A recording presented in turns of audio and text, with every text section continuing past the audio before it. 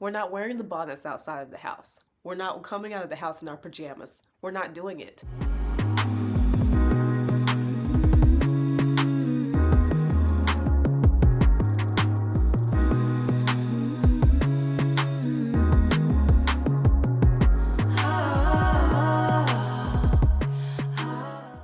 Gloss it up, take a sip of water. Hey y'all, welcome back to the channel Tsunami. Today I am sitting on my bedroom floor because I feel like this is a floor talking video, because today I want to talk about femininity from my perspective and from what I have learned, what it is, what it isn't, and just the real nitty-gritty of what true femininity is, because I feel like in our culture, in our society, a lot of us really have things misconstrued and messed up. I feel like as a 25-year-old young woman, I've gone through a lot of different phases and changes, trying to discover myself, trying to find my style, trying to figure out who I am as a woman. So I feel like I'm pretty qualified to talk about what it is and what it isn't from my perspective. And I also know a lot of women around my age or younger struggle with their identity as a woman as well, trying to flow in their feminine energy and feel safe in it in the society that we live in. So I'm going to talk about She's going ham. Tsunami. So I want to talk about some of the things I have learned that have helped me grow into the young woman that I am. So to get some basics out the way, we all know things like self-care on the physical side are important when it comes to femininity. Femininity has a lot to do with physical beauty as much as it does inward beauty. So if you're not taking care of yourself on the inside, taking care of yourself on the outside isn't gonna camouflage it. But taking care of yourself on the outside is still important. Things like hygiene. Taking care of yourself as a woman, if you pick up what I'm putting down. Making sure that you're getting regular checkups at the doctor. Making sure that you're upkeeping yourself. Skincare, body care, exercising. All of those things encompass femininity because it has to do with upkeeping yourself. We live in a society that is very physical driven first. I hate to say it. I'm not the first to say it. I'm not going to be the last to say it. We live in a society that is very physical driven first. When you walk into a room, especially as a woman, your appearance is very important. Very important. Does that mean that's end all be all? That's the only thing that matters? No. But your physical appearance is important. How you portray yourself to the world is important. It takes 5 seconds for a stranger to look at you and automatically come up with subconscious ideas in their head about who you are before speaking to you, before interacting with you, before doing anything else. So yes, even on your worst day, you still want to make sure you're upkeeping yourself. Some of y'all are gonna get mad at me. The bonnet. No, we're not wearing the bonnets outside of the house. We're not coming out of the house in our pajamas. We're not doing it. We're not doing it. Femininity, no. Femininity, big no-no. Another big femininity no-no, in my opinion, revealing clothing. Mystery is very attractive. Leaving things to the imagination is attractive. Showing all the world everything that you have is not attractive. And I mean, hey, I want to say all of this to say this is from my perspective and my opinion only. I'm not saying this to judge. I am not saying this to criticize or talk down about anybody or anything. You do what you want to do. I'm just saying from my perspective. So I think all of those things are important when it comes to femininity. Keeping yourself up, investing in yourself physically, taking pride in yourself physically, even on your worst day. Still taking that time to get ready. You don't have to throw on a whole full face of makeup and put on your best clothes, but investing in yourself and walking out of the house looking put together shows other people that you respect yourself. But that is not the bulk of the video of what I want to talk about. I want to get into the real nitty-gritty of what femininity is, or at least the nitty-gritty of it, but still staying surface level, because I could talk for hours about this. But inward femininity, feminine energy coming from the inside. Where does that come from? How do you develop it? And where do you start if you're struggling in that area? So I jotted down a few things that for me helps me on my feminine journey really hone in on who I am as a woman and tap into my femininity. So my first point that really helped me was that I owned my stuff. I took accountability and I took away the victim mentality out of my vocabulary. So a lot of where inner work starts is taking accountability for yourself and for the things that have happened in your life. All of us have stories. All of us have things that have happened to us. All of us have had challenges in our lives. And you don't really surpass them. You don't really move past them until you really look at the things that have happened in your life and take accountability for the parts that you played in certain things. Granted, I'm not talking about situations where, you may have been young, a child, and something may have happened to you. I'm not talking about that. I'm talking about other situations that we ourselves may put ourselves into, and bad things happen or things don't turn out right, or we get hurt in a situation. When you take accountability for either how you allowed that to happen or whatever parts you may have played in that situation, when you take accountability for those things and own up to them and take the victim mentality out, it opens the whole world for you to be able to truly introspect into yourself and be a better person. Not just be a better woman, but be a better person. I'll talk about it a little bit later, but one big thing about being a woman and really honing in on who you are as a woman is being able to receive feedback, receive criticism, receive blessings, all of that, but we'll talk about that later. Next, self-care. Huge one that I had to learn and accept and grow into and practice. I know that's crazy to say, but I had to practice self-care. I did. Hygiene, already talked about that. Clothes, invest in yourself. Don't go out the house in pajamas. Don't go out the house looking raggedy. Come on now. Put on a nice sweatsuit. If you're not feeling it that day, you can still look casual and look put together. Nails. I'm not saying you have to go out and get manicures and all this stuff. I am unmanicured right now. I don't have anything on my nails, but I still keep them up. I use cuticle oil. I keep my nails clean. I wash my hands. Goes back to hygiene. Hair. Keep your hair up. Especially now in the social media age, we have so many different hairstyles, so many different things you can do. My hair is 7 days old and I still put it in a type of way to make it look cute. Invest in yourself. Show the world that you care about yourself. Exercising. And this is not just for the physical benefits. This is for inward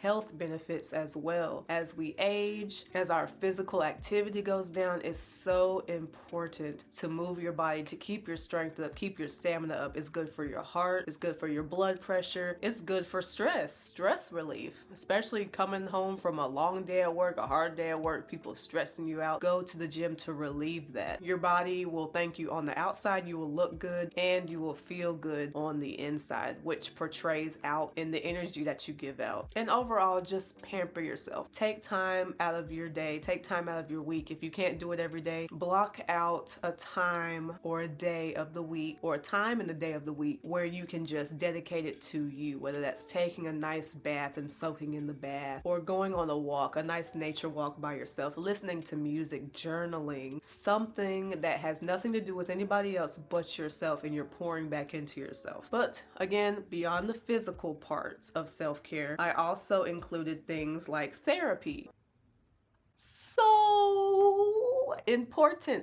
important, y'all. I'm getting passionate, but oh my goodness, therapy is so important. Do you know how many people need to go to therapy right now and are not going, and others around them are suffering because they're Therapy will help open your eyes. It goes back to the accountability part. Therapy will help open your eyes to tsunami.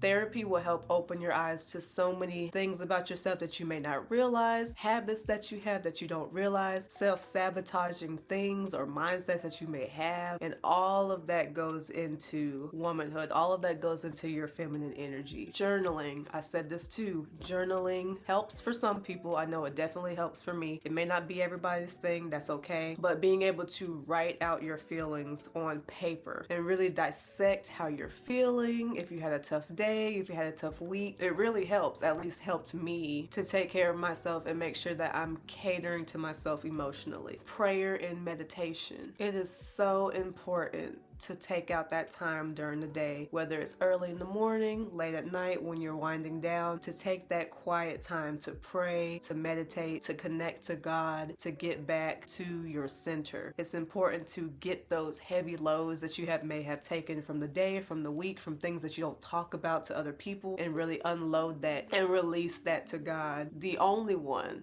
that will take every secret, every feeling, every hurt, every fear, every pain, every worry, and not judge you, but take it in and receive it and take that off of your shoulders. So prayer and meditation is very good for self-care, to keep you centered, to keep you balanced, to keep you at peace, as a reminder that everything is going to be okay. Because again, when you have all those loads on your shoulder, when you have all those loads in your mind, and you're not taking care of the inner part of who you are, that shows through as well. Another piece to the counseling, to the therapy part, some people call it shadow work. Going into the deep, dark parts of you that you haven't uncovered, that you don't touch because it's a touchy subject and we don't like to talk about this part in my life, or I don't like to go back to this part of history in my life and I don't want to talk about this. Those dark parts of you that really need to be uncovered and dissected and healed so that you can be a better person and a better woman. Another one for inner self-care that I don't hear mentioned a lot is nurture your inner child. I've heard a lot of people say that when you're really trying to get back to who you are and who you were after, really traumatic things, or you're trying to really get back to the pure part of who you are as a woman, go back to that inner child. What did you like to do as a child? What activities did you enjoy doing? What music did you listen to? How did you dress? Think about how free you were as a child. Think about how you had no worries. Think about how you had no judgments around you that we as adults may feel now that everybody is watching us, all this pressure. Connect back to that part of who you are and connect with people who make you feel comfortable enough to go back to that childlike innocence, that childlike joy, that childlike love. That will help you tune into your femininity as well, believe it or not. Another huge one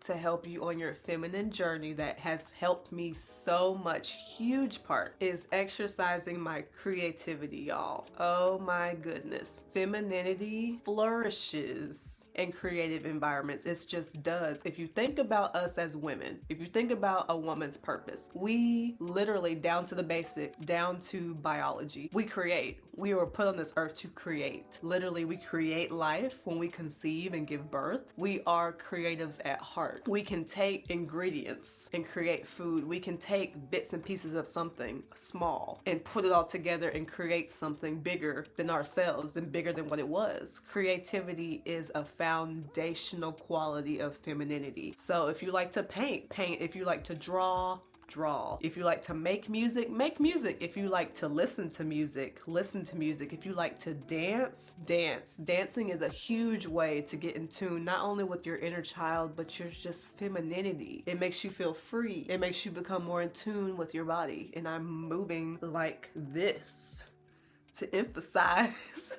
Decorate your space. Make your space your own, especially if you're living alone or by yourself. If you have the privilege to have your own space, create your space the way you want to create it. Make your space a home. Decorate it how you want to decorate it. Make its essence feel like you. Design. A lot of people like to design things. Design something that has to do with your business or your ventures, or just do it just for fun. Create. Tune into that creative part of who you are. And that will really help you really tune into and hone in on the feminine part of who you are. I know for me, YouTube has been a huge one. Creating videos on YouTube, editing the videos, choosing the music, choosing how I want my video to come off. All of that is a very creative energy for me. Just find a creative outlet. I know so many people that do so many different things to kind of get that creative energy flowing in them. I know some people that do pottery. Pottery is huge. I know some people that take dance classes. I know some people that go out to the park and they do yoga or they stretch, or I know some people make music, write poems, do something to hone into the creative part of who you are. And last but not least, the one I touched on closer to the beginning of the video, moving from giving to receiving energy. Again, a huge part of being a woman, a huge part of feminine energy is receptive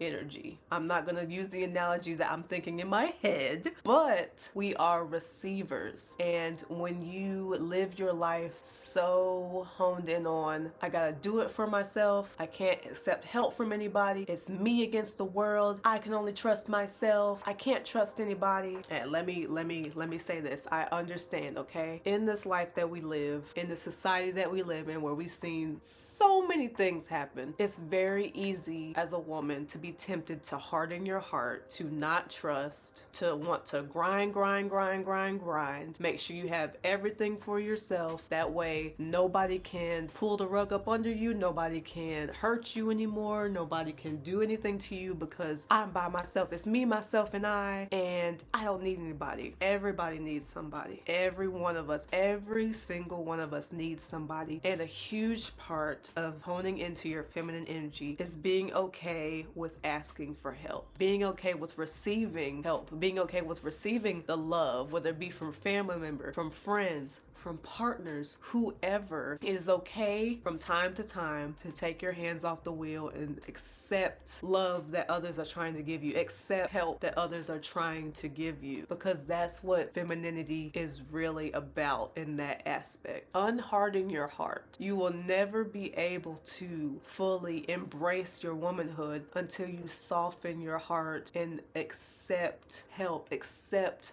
love, receive the goodness around you. If you continue to move in the mind frame of I don't have anybody and all I have is me, there's always going to be a piece missing in your femininity. Now, I'm not saying be gullible and just open your heart to everybody. Be smart, be discerning, have boundaries. But when good people do come around, you don't want to be so damaged and so hardened that you don't see people around you that are trying to help you, that do want to give to you. So I know I've said a lot, but this was a really impromptu video for me, but I felt it in me to film it because I know as a 25-year-old girl, I have struggled for a long time with understanding myself as a woman, who I wanted to be as a woman, who I didn't want to be as a woman, what it meant to be a woman, what that looks like physically and inwardly, in my heart and in my mind and in my soul and in my spirit. So I hope something I said helped you. I hope something I said maybe sparked some thought in you to do your own introspection, to do your own investigation into yourself, to start asking your own self questions, to start doing your own research about femininity and what it is, what it isn't, and just embracing it. Because womanhood is so beautiful, and we live in a society now where everything is really getting broken down, and I think we as women forget how beautiful it is to just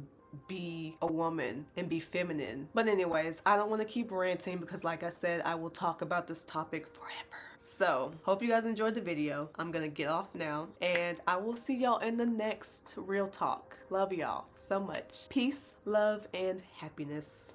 Bye.